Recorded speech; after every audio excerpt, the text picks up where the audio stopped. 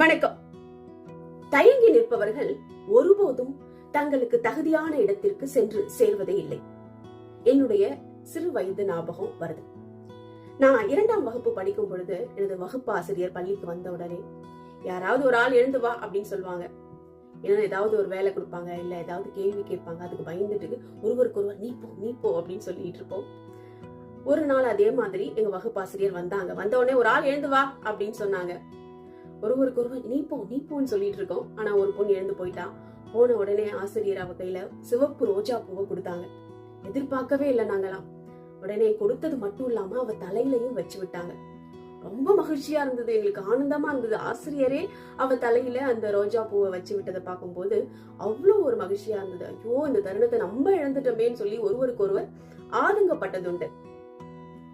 அது மட்டும் இல்ல, அவங்க தோட்டத்தில் பூத்த முதல் ரோஜா பூ அப்படின்னும் அதை பகிர்ந்து கொண்டாங்க.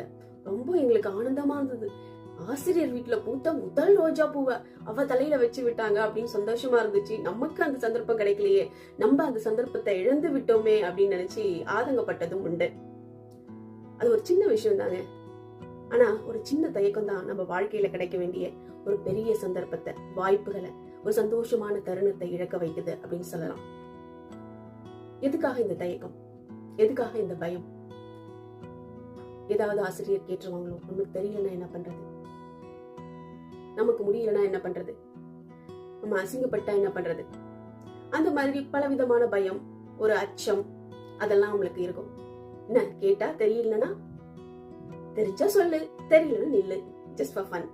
தெரிஞ்சா சொல்லு, தெரியலன்னா தெரியலன்னு சொல்லு அப்படின்னு தான் என்னுடைய குழந்தைகளுக்கு நான் சொல்லி கொடுக்குறேன். என்ன தெரியலன்னா தலையா எடுத்துட்டு போறாங்க.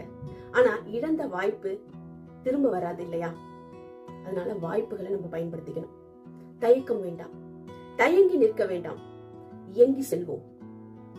இனிமே தயங்கி நிற்காமல் துணிந்து சென்று வாய்ப்புகளை பயன்படுத்தி வாழ்க்கையில் முன்னேறுவோம்.